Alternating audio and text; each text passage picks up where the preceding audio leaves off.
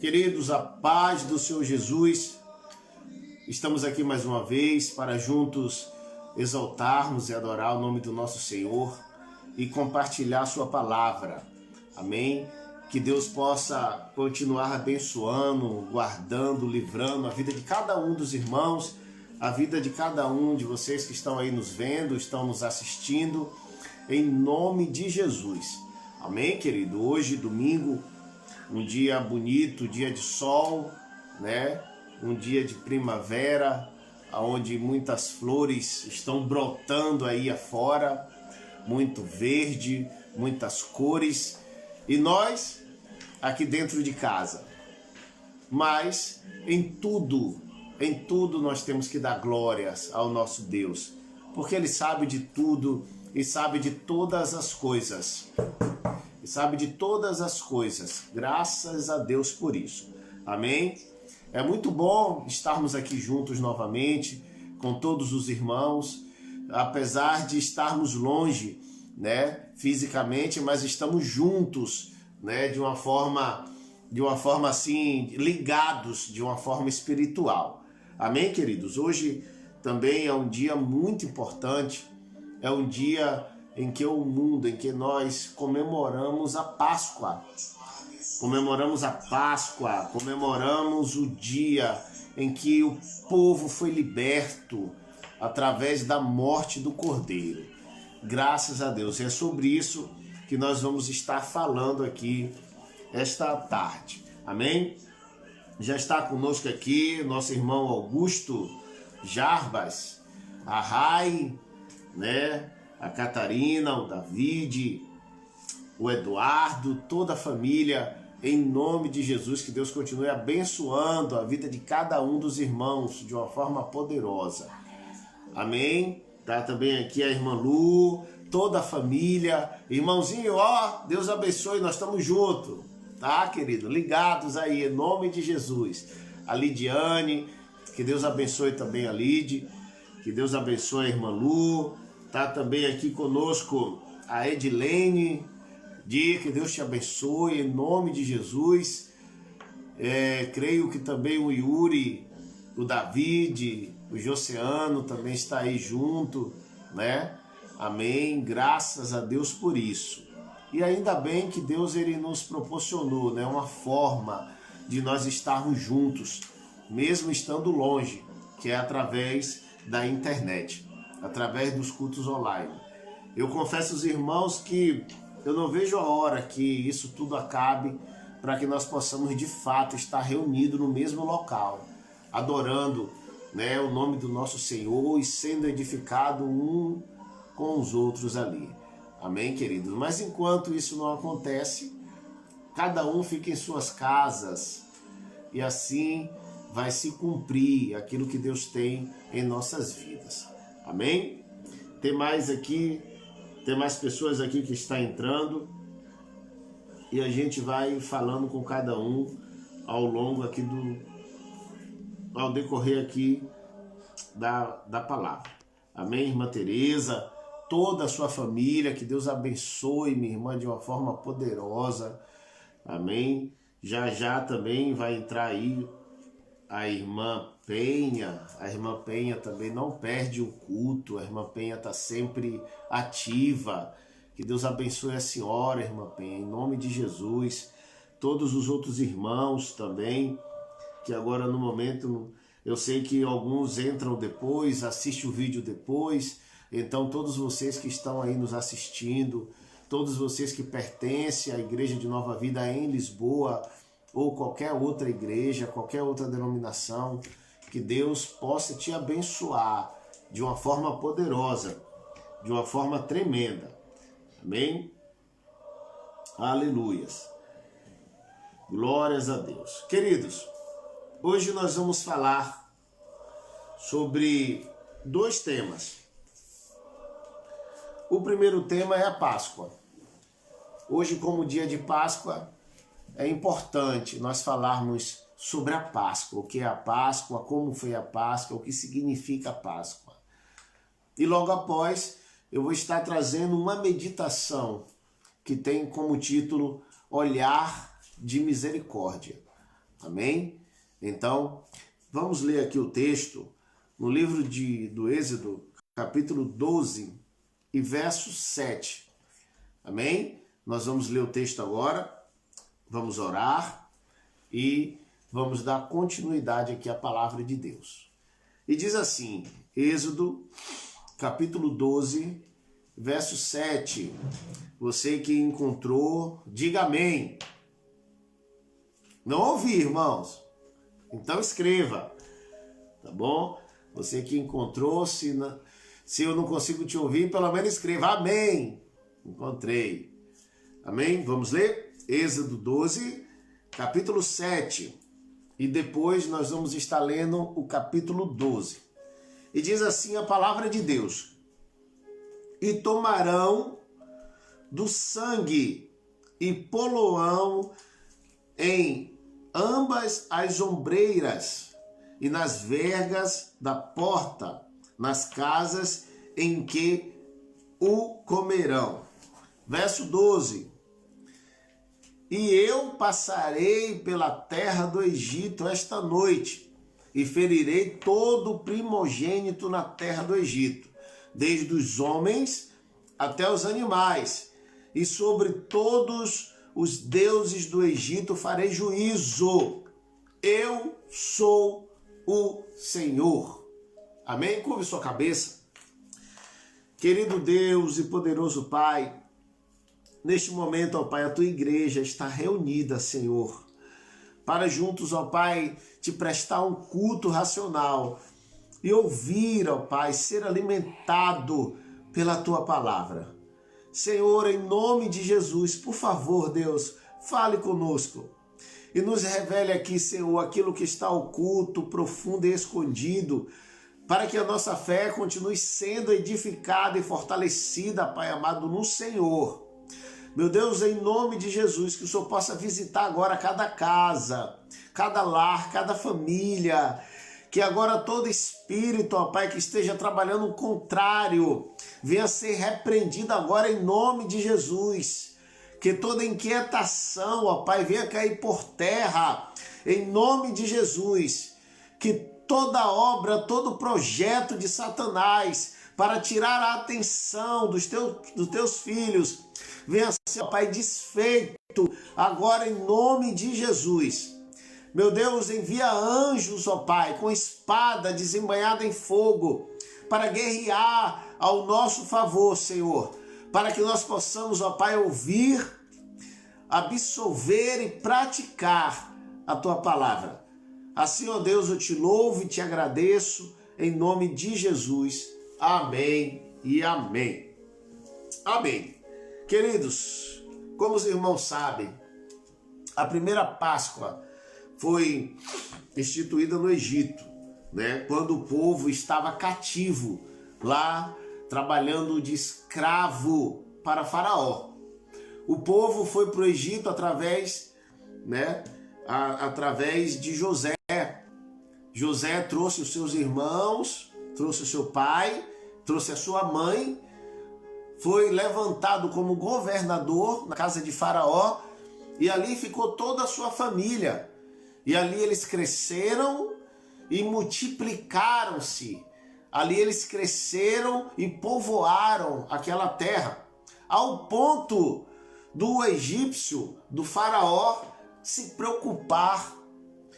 E um dia Faraó chamou os seus anciões e disse o seguinte: olha, o povo hebreu está crescendo e se multiplicando. Eles estão ficando mais numerosos do que nós. E nós não podemos permitir isso. Isso começou a acontecer, essa perseguição toda, depois que José morreu, depois que todos os seus irmãos morreram, depois que o faraó morreu e foi assumindo outros faraós o trono. Então preste atenção na estratégia de Satanás para desvirtuar o crente. Preste atenção, querido, na estratégia que Satanás usa para nos afastar do amor de Deus. Então o faraó disse assim: olha, vamos dobrar o seu trabalho para que eles trabalhem muito e não tenham tempo para nada. E que quando eles chegarem em suas casas, eles estejam tão cansados, que nem tenham forças para procurar suas esposas. E assim vamos dobrar a sua carga de trabalho e vamos diminuir a sua comida. E foi assim que Faraó fez para escravizar o povo, queridos. Faraó dobrou a carga horária. Ele aumentou a escravidão, aumentou ali aquele trabalho forçado, justamente para que o povo não tivesse comunhão com a sua família. Justamente para que aqueles homens, quando chegassem em casa, só desejassem a cama. Então, com isso, nós aprendemos que o inimigo de nossas almas, ele trabalha usando essas mesmas estratégias. Ele quer te manter ocupado. Ele quer te manter ocupada demais, para que você não tenha tempo com a tua família, para que você não tenha tempo com Deus, para que você nem pense em cultos familiares, para que você não tenha tempo de ir na igreja. Porque uma das coisas que nós pastores ouvimos muito hoje, e eu creio que foi sempre assim, é as pessoas dizerem que não tem tempo de ir na igreja. É as pessoas dizerem que está trabalhando muito, que tem contas a pagar. E muitos ainda debocham e brincam com a situação e dizem, se eu não trabalhar para pagar minhas contas, eu quero ver se o pastor vai pagar. Eu quero ver se a igreja vai pagar.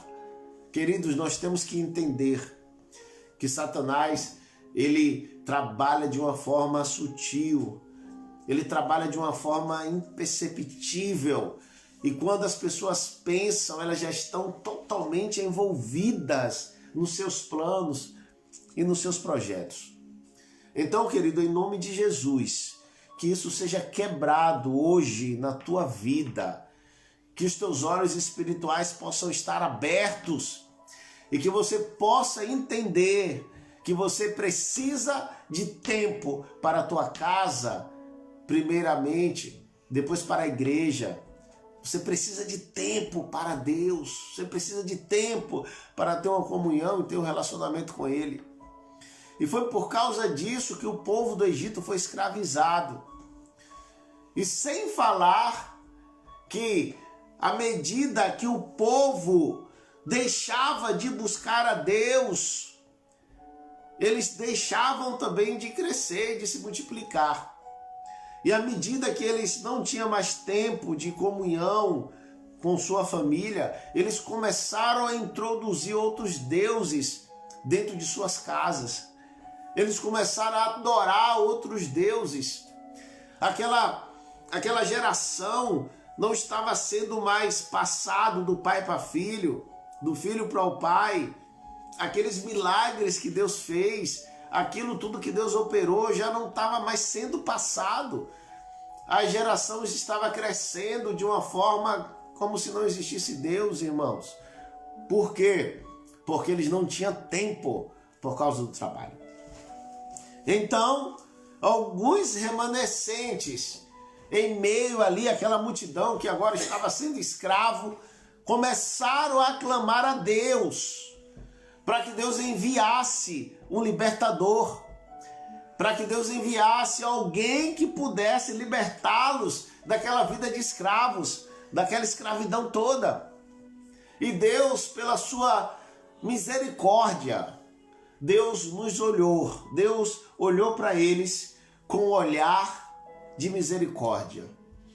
Guarde essa palavra que nós vamos falar mais sobre ela no final. Olhar de misericórdia. Deus olhou para um povo que estava sendo escravizado, é verdade. Estavam praticando injustiça, verdade. Mas também Deus olhou para um povo que tinha se corrompido. Deus olhou para um povo que estava adorando e servindo outros deuses. Deus olhou para um povo que tinha se desviado da sua presença. Então Deus olhou com olhar de misericórdia para aquele povo e mandou um libertador, que todos já conhecem a história de Moisés. Amém? Mas, queridos, o texto que eu acabei de ler fala exatamente da última praga. Quando Moisés chegou ao palácio para falar com Faraó, Moisés disse: olha, o anjo da morte passará esta noite e matará todos os primogênitos, se assim o Senhor, Faraó, não libertar o povo hebreu. E Faraó, simplesmente, ele temeu com aquela notícia. E por ele, se dependesse dele, ele teria libertado o povo. Mas sabe por que Faraó não libertou o povo? Porque a palavra de Deus disse: e Deus endureceu o coração de Faraó. Meu irmão, minha irmã, não era necessário, preste atenção no que eu estou te falando, não era necessário morrer um animal inocente para libertar o povo do Egito. Não era necessário. Se Deus quisesse, o povo seria livre, o povo seria liberto, sem precisar derramar o sangue inocente.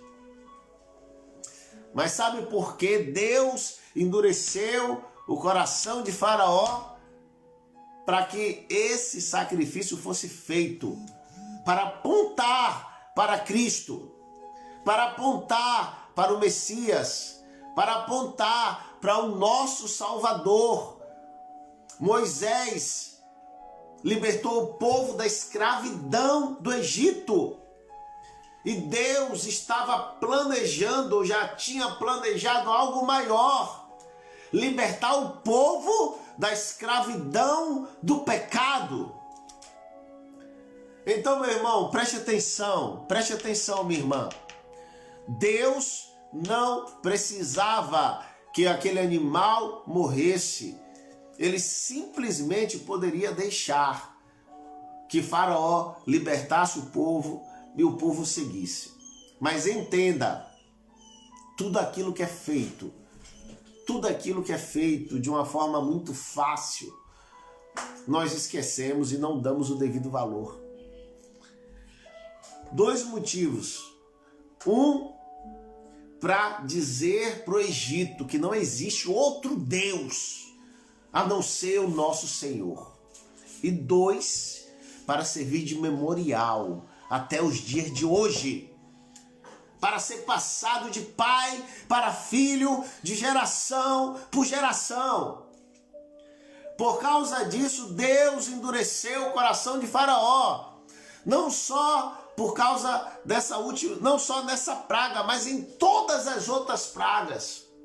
Se você ler aqui a palavra de Deus, você vai dizer: e Deus endureceu o coração de Faraó. E Deus endureceu o coração de Faraó. E assim Deus foi derrotando, aniquilando com todos aqueles deuses os quais eles adoravam. E foi provando para aquele povo, principalmente para o povo hebreu, que só existe um Deus capaz de livrar, capaz de guardar e capaz de ajudar o seu povo, que é o nosso Deus. Verso 12, e diz assim, ó: e eu passarei pela terra do Egito esta noite, e ferirei todo primogênito na terra do Egito, e desde os homens até os animais, e sobre todos os deuses do Egito farei juízo. Eu sou o Senhor. Glória a Deus. Eu já posso ouvir você glorificar Deus daqui, irmão. Eu já posso ouvir você dizer glória a Deus. Porque o nosso Deus, ele fez isso pelaquele povo. Então, o anjo da morte, todas as casas que não tinham o sangue do cordeiro, ele entrou e matou todos os primogênitos. É por isso que o nome Páscoa significa passar por cima ou sobre. Então, quando via o anjo da morte, via os umbrais da porta com sangue, ele passava por cima. E aqueles umbrais que não tinha marca do cordeiro, ele entrava e levava o primogênito, tanto homens como animais. Então, queridos, que a marca do sangue do Senhor Jesus Cristo possa estar em nossas vidas, que nós possamos andar na rua e todos possam ver em nós a marca do sangue, para que nós possamos de fato ser seus seguidores. Então, foi dada uma ordem: todas as famílias fiquem em suas casas e não saiam de lá. O que é que você lembra do que aconteceu há muito mais de 2000 anos atrás para o que está acontecendo agora? Todas as famílias fiquem em casa, porque o anjo da morte está lá fora. E todos aqueles que não tiver a marca do cordeiro vai morrer. Então, meu querido, nós estamos vivendo um tempo de quarentena. Estamos vivendo um momento de epidemia. O vírus está aí fora. Mas todo aquele que tiver a marca do sangue do Senhor pode ter certeza que não vai sofrer dano algum. Nem você e nem a sua família. Eu quero liberar essa palavra profética sobre você agora. Você que tem a marca do sangue do Cordeiro, o anjo da morte não tocará na tua vida. Assim diz o Senhor para você. Aleluias. Queridos, então vamos lá. O povo agora sai do Egito e vai para o deserto a caminho da terra de Canaã, a caminho da terra prometida. Uma viagem que era para durar apenas 40 dias, demorou 40 anos. Sabe por quê? Porque apesar de Deus ter destruído todos os deuses do Egito, o povo ainda estava com o seu coração duvidoso. O povo ainda estava com o seu coração dividido. Uma hora adorava a Deus, outra hora adorava uma imagem. Uma hora buscava Deus, outra hora recorria a uma imagem. E Deus não quer, Ele não quer que nós estejamos na presença dEle dividido. Nós temos que estar com Deus e pronto, e acabou, irmãos. Uma hora não podemos dizer: eu sou crente, mas a minha mão não é. Eu sou crente, mas a minha faca não é. Pelo amor de Deus, temos que mudar de atitude. Isso significa que o nosso coração está dividido. Isso significa que nós ainda não estamos libertos e precisamos ser libertos por Deus. Então, para que aquele povo do Egito fosse liberto, Deus fez com que eles rodassem, eles andassem em círculos durante 40 anos. Deserto é escola, deserto é lugar onde Deus nos ensina. E se nós não aprendermos a lição, nós vamos morrer no deserto. Mas se nós aprendermos a lição, nós vamos tomar posse da terra de Canaã, que é a terra prometida. Então, essa notícia ela se espalhou por toda a terra. Todos os milagres que Deus fez se espalhou por toda a terra. E os hebreus, por gerações e gerações, eles reuniam a sua família e celebravam a Páscoa, justamente para comemorar o milagre que Deus tinha feito na vida deles. Mas chegou um tempo em que um homem começou a pregar no deserto. Livro de João, capítulo 1, verso 29. Chegou um tempo em que um homem começou a pregar e dizer, raça de víboras, arrependei-vos, porque é chegado o reino dos céus. E todos ouviam aquele homem vestido com pele de animais, comendo mel silvestre e gafanhoto, vivendo abaixo da linha da pobreza, e não entendia o que aquele homem estava dizendo. E muitos até se perguntavam, será que ele é Elias?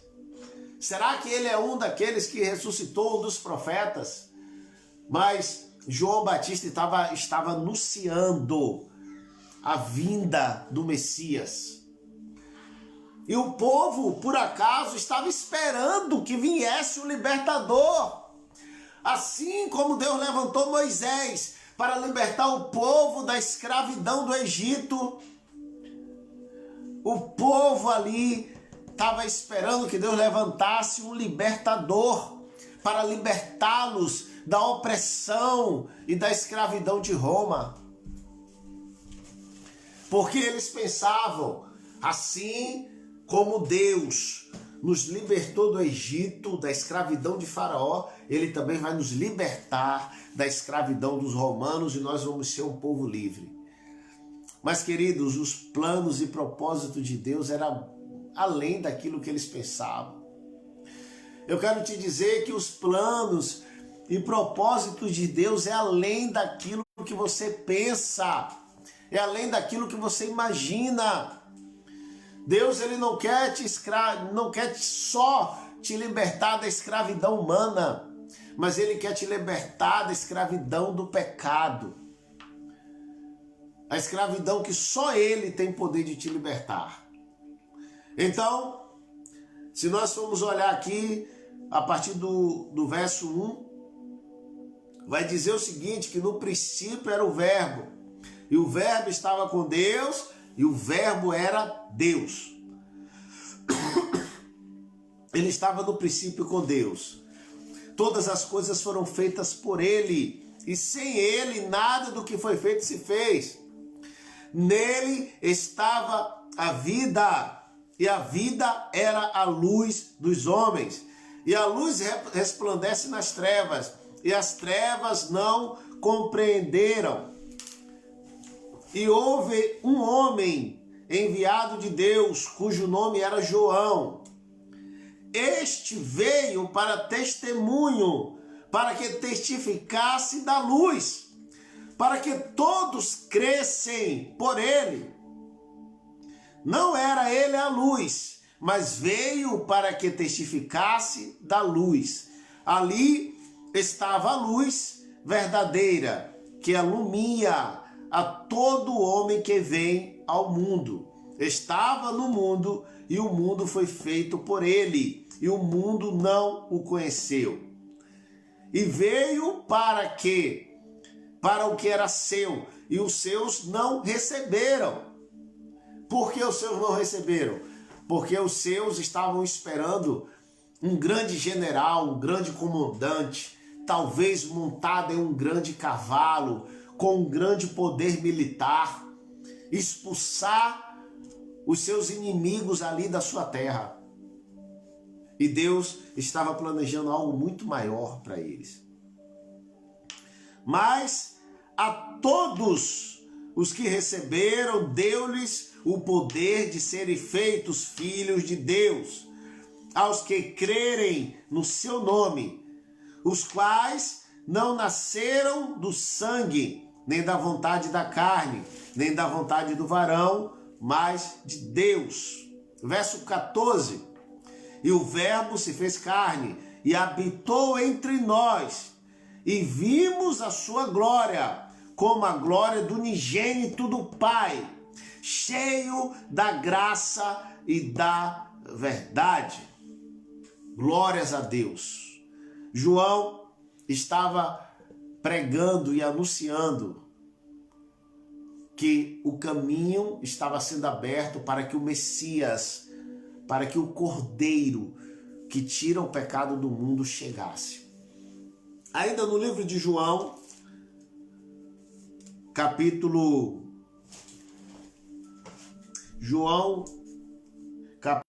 1, verso 29. João capítulo 1, verso 29, diz o seguinte: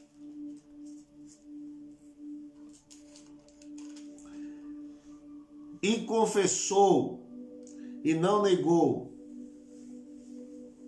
João 1, 29. E diz o seguinte: no dia seguinte, João viu a Jesus, que vinha para ele, e disse: eis o Cordeiro de Deus, que tira o pecado do mundo. Querido, um cordeiro teve que morrer lá no Egito para que o povo fosse liberto, fosse livre da escravidão de Faraó. E hoje, um cordeiro teve que morrer para que nós tivéssemos a oportunidade de sermos livres do pecado e assim ter a oportunidade de morar com ele nos céus. Verso 20, verso 30. Este é aquele do qual eu disse: após mim vem um homem que foi antes de mim, porque já era o primeiro do que eu. Será que você consegue perceber aquilo que João falou? Olha só o que João falou, vou repetir, por favor, preste atenção. Verso 30.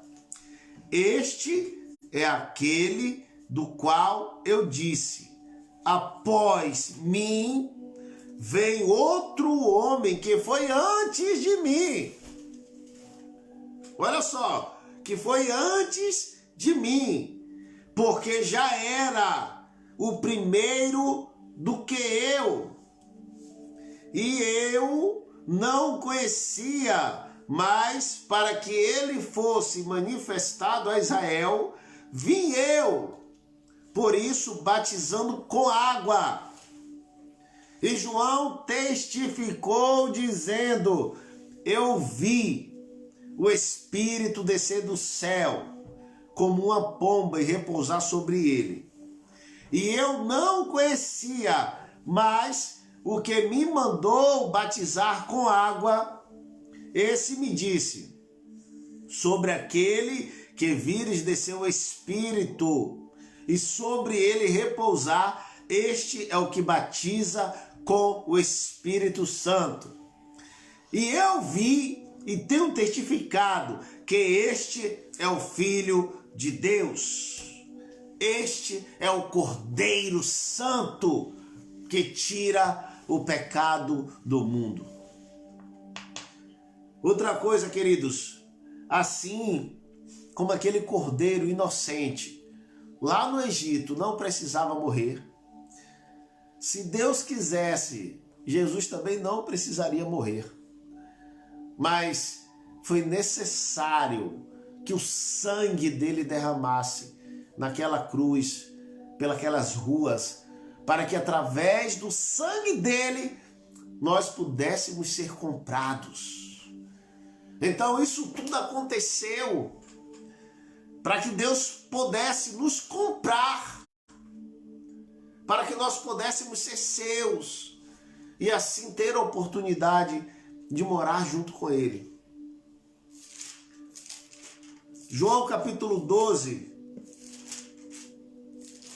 Jesus ele nos faz uma promessa e diz: aonde estiveres eu, João versículo 14, aonde estiveres eu, estejais tu também.